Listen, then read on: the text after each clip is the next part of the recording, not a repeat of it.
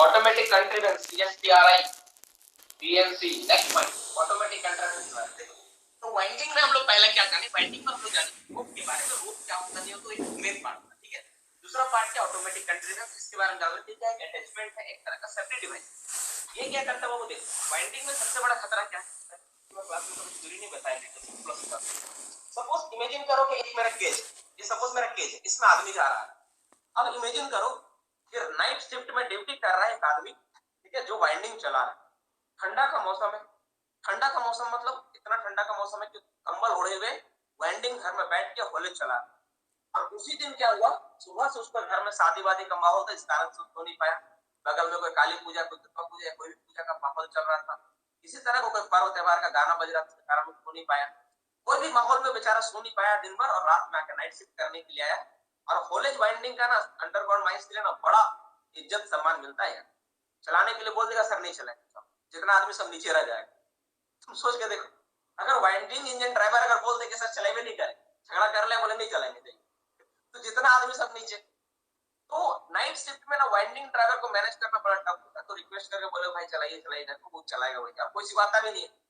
तो इस केस में अगर मान लो चलाते चलाते उसका झपकी लग जाए, अगर आंख लग जाए, तो क्या होगा।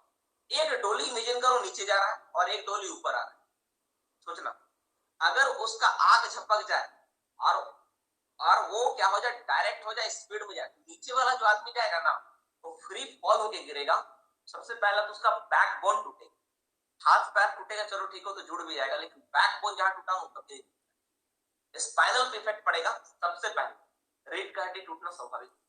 दूसरा इफेक्ट जो पड़ेगा, जो आदमी ऊपर आ रहा था वो इतना ऊपर चला जाएगा कि फिर वो और किसी को नहीं दिखे, है ना। तो दूसरा सबसे बड़ा इफेक्ट क्या होता है, तो ये इफेक्ट होगा। इसी से बचने के लिए हम लोग क्या करते हैं, हम लोग दो तीन तरह का सुविधा लगा के रखते हैं।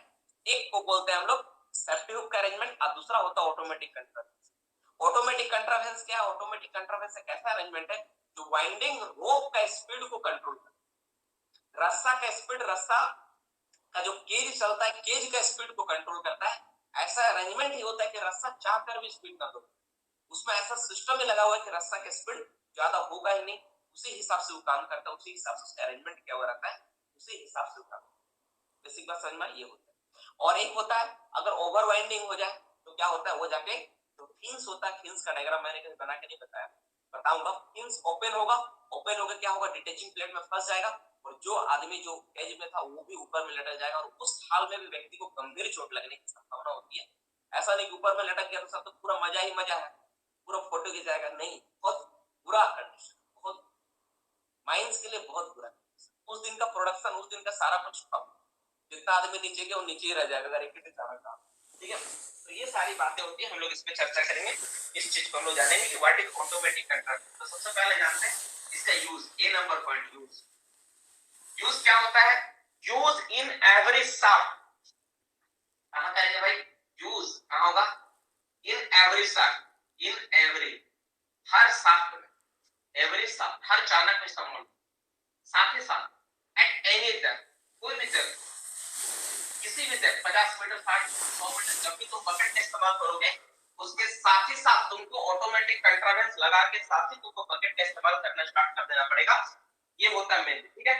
दूसरा क्या है, दूसरा है इसका purpose.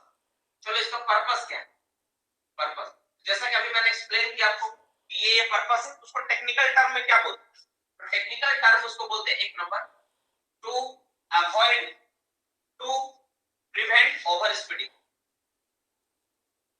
Prevent over speeding, over speeding को प्रिवेंट करने। Next point number 2, to prevent over winding, over winding को प्रिवेंट करने के लिए, ओवर वाइंडिंग जैसा ना हो उससे बचने के लिए। पॉइंट नंबर 3, ठीक है, ये क्या करता है, for slow banking, for slow banking. Banking का मतलब नहीं कि खाता खुलाना बैंक में जाकर, बैंकिंग का मतलब यहाँ पर रुकना, आस्ते से रुकना, आस्ते से लैंड करना, लैंड, लैंड जो लैंडिंग बोलते हो ना, लैंडिंग, लैंडिंग उतरना। स्लो बैंकिंग, स्लो लैंडिंग में ये हेल्प करता है, लैंडिंग में ये हेल्प कराता है कि भाई धीरे से उतरना, किसी आदमी को चोट फट ना लगे। Are you getting my point, क्या इसमें है, ये तीन काम में ये हेल्प करता है।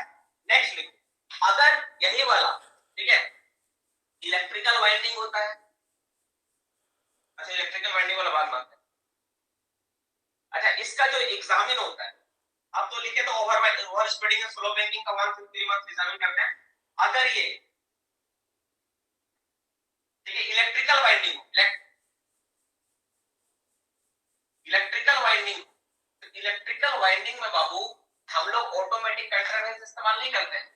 इलेक्ट्रिकल वाइंडिंग में we use the Lilly controller, LILLY, Lilly controller के नाम से आना है, ठीक है। इलेक्ट्रिकल वाइंडर में इसका नाम क्या है, इसका नाम क्या है, इसका नाम, it is known by name of, का नाम क्या होता है, लिली कंट्रोलर।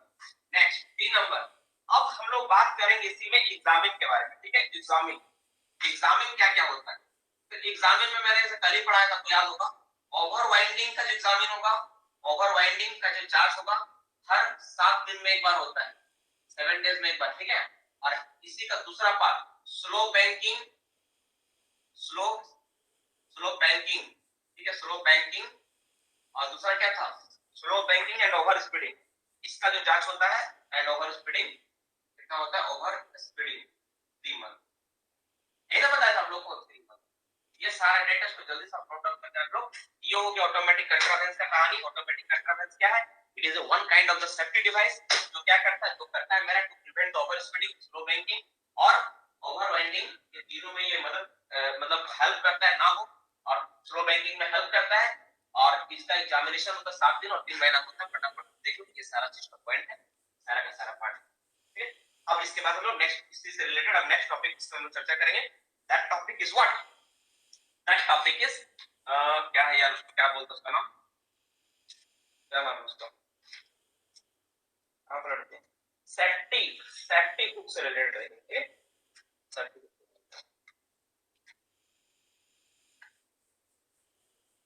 Suspension gear.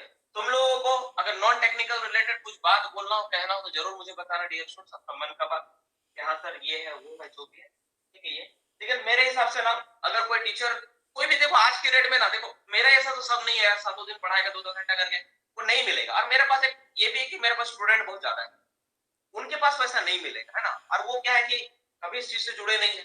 तुम लोग अगर एक बार स्टार्ट करोगे तो हो सकता है आने वाला टाइम में कंटिन्यू वो आगे भी करे, और मैं उनको जैसे गाइड करूंगा, है ना, तो वो गाइड करने से तो क्या होगा कि वो बेहतर करने का प्रयास, ठीक है, ठीक है, फिर बेहतर करने का प्रयास करेंगे, मेरे संदर्भ में रहेंगे तो बेहतर करेंगे। मुझे पता है कि क्या क्या चीजें इंपॉर्टेंट है, कैसे करना। साथ ही साथ मैं भी प्रयास करूंगा उनके साथ भी कि जो टेक्निकल पार्ट का चीज है, तुम्हारा CIL रिलेटेड इंफॉर्मेशन हो गया, या NCL का इंफॉर्मेशन हो गया, या NCL का तुम्हारा एनुअल एनुअल रिपोर्ट जो होता है उसके बारे में, या फिर जितना भी एक्सीडेंट वगैरह हो उसका रिपोर्ट वगैरह मैं खुद आपको प्रोवाइड कर दूं, आपको इधर उधर भटकना ना पड़े। तो ये सारा चीज पर हम लोग चर्चा करते, सारा सी पॉइंट इलेक्ट्रिकल वाइंडिंग। देखो, जब इलेक्ट्रिकल वाइंडिंग में जो लगा रहा था उसका नाम ऑटोमेटिक कंट्रोवेंस के नाम से नहीं बुला, बोलते लिली कंट्रोल। ओवर वाइंडिंग का मतलब रास्ता ऊपर खिंचा के पेज को टांग देना, उसको बोलते over winding. Over winding, winding से ओवर हो जाना, वाइंडिंग ऊपर की ओर आ जाना, ओवरफ्लो नहीं होता है, फ्लो ऊपर हो जाना, रोप को ऊपर दूसरा रोप चला जाना, और नहीं ओवर वाइंडिंग का मतलब रास्ता ऊपर खींच देना। बोले स्लो बैंकिंग के बाद क्या लिखे हैं, स्लो बैंकिंग के बाद क्या लिखे हैं, स्लो बैंकिंग के बाद कहां लिखे हैं, slow banking and over speeding, ये लैंडिंग लिखा गया है ना, लैंडिंग या लैंडिंग लिखा, LADD लैंडिंग, या LANDD लैंडिंग, मतलब लैंड करना। हाँ ब्रेकेट में बता दिया। सी में देखो, सी जो है ना, सी में इलेक्ट्रिकल वाइंडिंग लिली कंट्रोलर के नाम से, लिली LILLY, ये LI है, लिली नाम, ये सब नाम तुम नहीं भूलो, ये पूरा एक, ठीक है। लैंडिंग है, डी होगा केवल, अच्छा ठीक है, उसका कहना है सिंगल, चलो एक टिक काटते हैं। हाँ, देखो कैसे, जैसे मतलब बोले ना, अगर लिली नाम नहीं बोले तुरंत चेहरे पे स्माइल आए, एकदम सही बोले सर। मतलब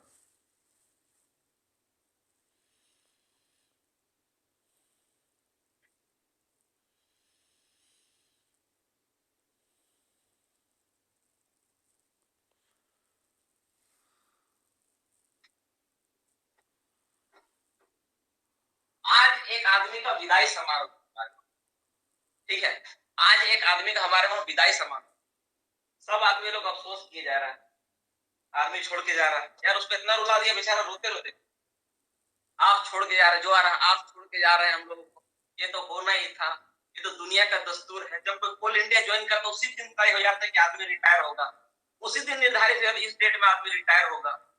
कोई ये नहीं बोल रहा है आप इतना अच्छा से रिटायर हो रहे हैं, चलो भगवान का दया है, आप इतना अच्छा कंडीशन में रिटायर हो रहे हैं, आप इतना अच्छे से आगे जिंदगी जिए, सब नहीं बोल रहा है, बोल रहा है आप इतना रिटायर हो रहे हैं, आप इस बात को दुखी मनाइए, इतना अच्छा से उसको पूरा ये कर दिया। ठीक है, चलो अब हम लोग बात करेंगे suspension gear, next point suspension,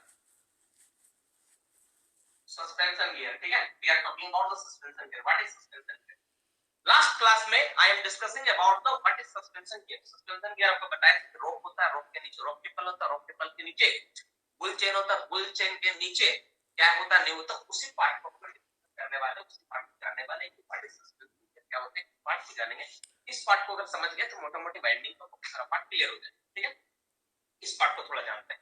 और ये चैप्टर ना बहुत सच में बहुत बड़ा और बहुत इंटरेस्टिंग है, मुझे बहुत अफसोस है कि मैं जीवन में इस चैप्टर को अच्छे से थोड़ा पहले पढ़ा दिया, थोड़ा अब आने वाला टाइम में इसका थ्योरी को बाद में डिस्कशन करूंगा, लेकिन इस चीज को तुम देखो बहुत मतलब बहुत इंटरेस्टिंग चैप्टर है, मेरे लिए तो बहुत है, बाकी लोग पता नहीं इसको कैसे लेते हैं, मेरे लिए तो मैं इसको बहुत एंजॉय कर रहा हूं, ठीक है। ए नंबर पार्ट, ठीक है, इसका कौन सा पार्ट, जिसका किस किस पार्ट को सस्पेंशन गियर बोलते हैं, ठीक है।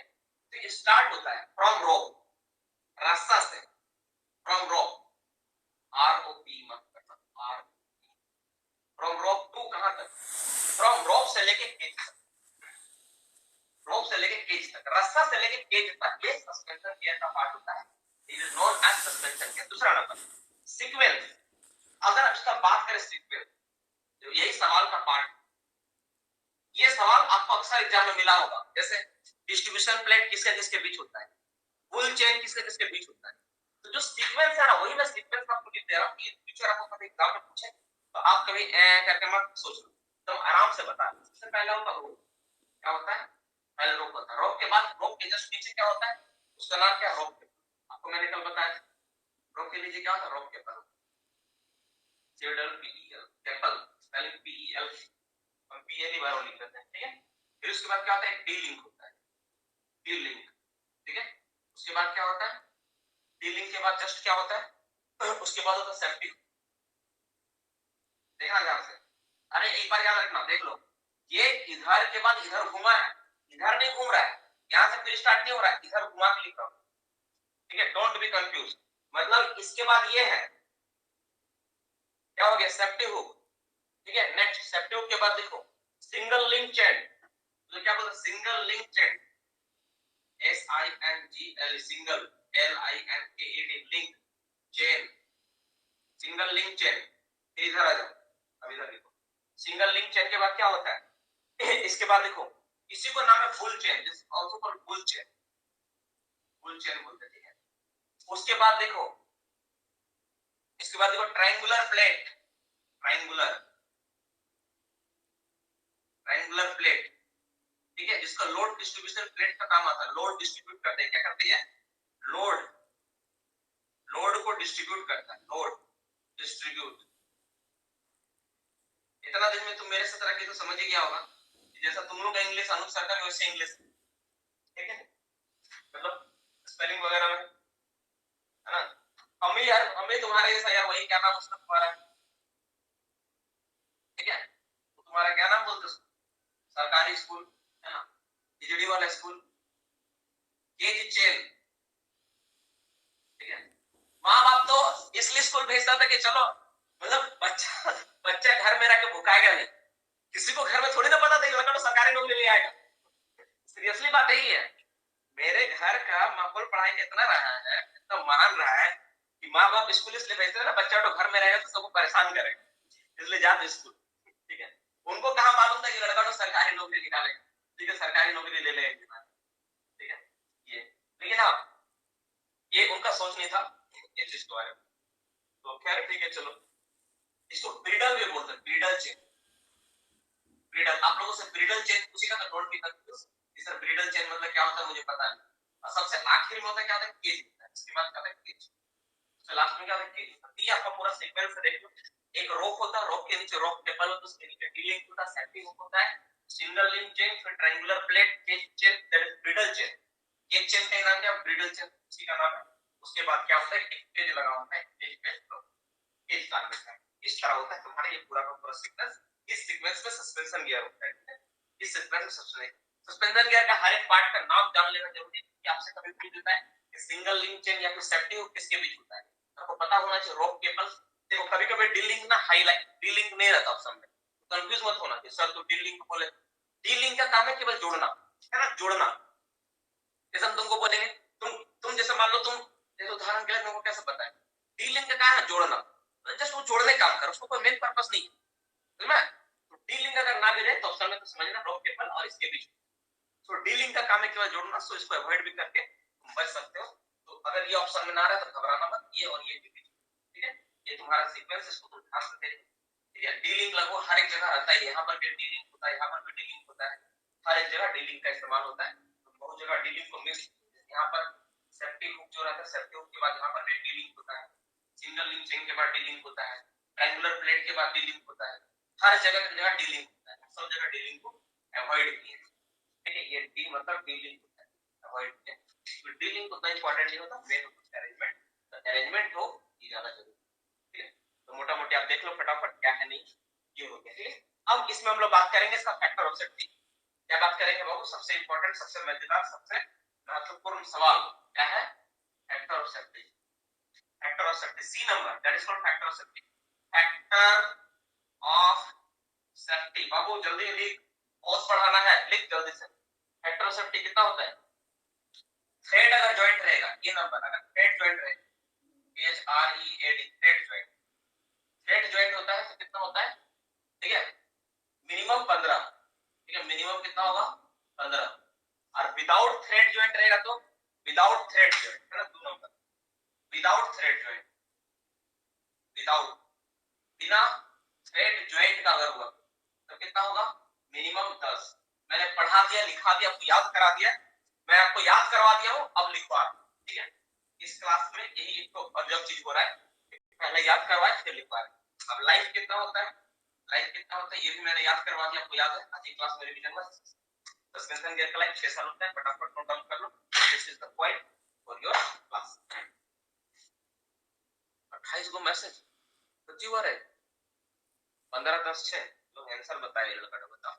सिंगल लिंक चेन के नीचे क्या लिखे हो, सिंगल लिंक चेन के नीचे क्या लिखे हो, bull chain, B U double L, bull chain. Sir एक बार बोल्ट, अरे बोल दीजिए, बोल्ट दीजिए, सिंगल लिंक चेन के नीचे बुल चेन लिखा है।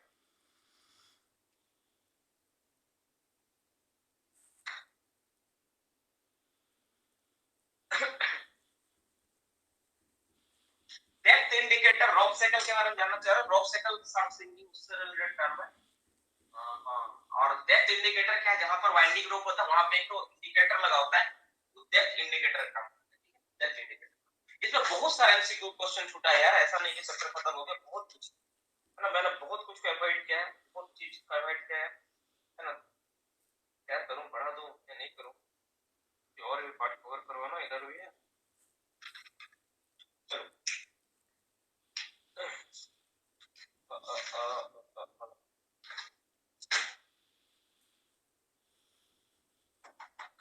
रुको रुको रुको, और कुछ करवाता हूँ, हो गया। बी पॉइंट क्या है sir, only important, only yes important नहीं करवा रहे, बी और सी, ठीक है। बी नंबर में, बी नंबर में सीक्वेंस मतलब जो सस्पेंशन गियर किस किस तरह से होता है, तो रोप होता है, रोप केबल होता है, सीक्वेंस दिखाया है। सी में फैक्टर ऑफ सेफ्टी, जैसे थ्रेड जॉइंट रहा तो 15 होता है, और विदाउट थ्रेड जॉइंट 10 होता है। थ्रेड जॉइंट क्या होता है, जैसे जो सेफ्टी हुक, पहले तुम्हारा सस्पेंशन गियर का 2 तरह का जॉइंट आता है, थ्रेडेड जॉइंट आता है, बिना थ्रेड। तो जो थ्रेडिंग कटिंग करके जॉइंट किया हुआ ऐसा, मान लो थ्रेड कटिंग करके जॉइंट कर, तो थ्रेड कटिंग करके तुम अगर जॉइंट करो तो सोच के देखो, कटिंग थ्रेड जॉइंट, तो इसमें फैक्टर ऑफ सेफ्टी बढ़ा देना पड़ेगा, पहले से कमजोर बना दो, ठीक है। ये एग्जामिन कब कब करेंगे, इसका इसका एग्जामिन कब कब करेगा, ये सस्पेंशन गियर का एग्जामिन कब कब करेगा, कोई बताएगा सस्पेंशन गियर का एग्जामिन कब कब करते हैं,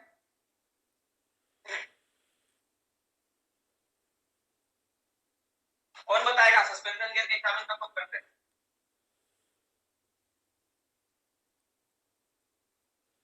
देखो सब आंसर दे दिए, देखा 24 आवर 24 घंटा में जांच करना।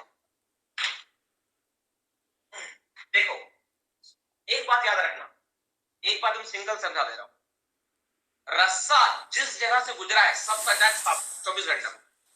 जैसे रोप हो गया, सस्पेंशन गियर हो गया, ठीक है नहीं, ये सारा का सारा केज हो गया, सबका जांच क्या होता है, सबका होता है।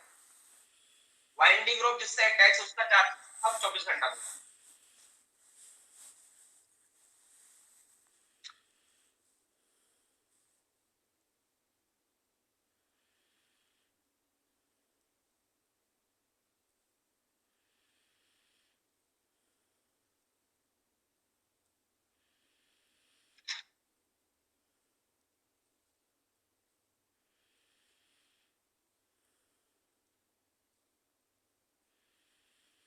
हो गया। तो अब हम लोग बात करेंगे बाबू इसके बाद हम लोग अपना टॉपिक का, इसी में बहुत सारा पार्ट है। इसमें आपका तुम्हारा डॉग्स, जो डॉग्स बोलते हो और कैट्स से बोलते हो ना, एक सवाल आया था कि सर डॉग्स पूछा था, सर डॉग्स किस में यूज होता है?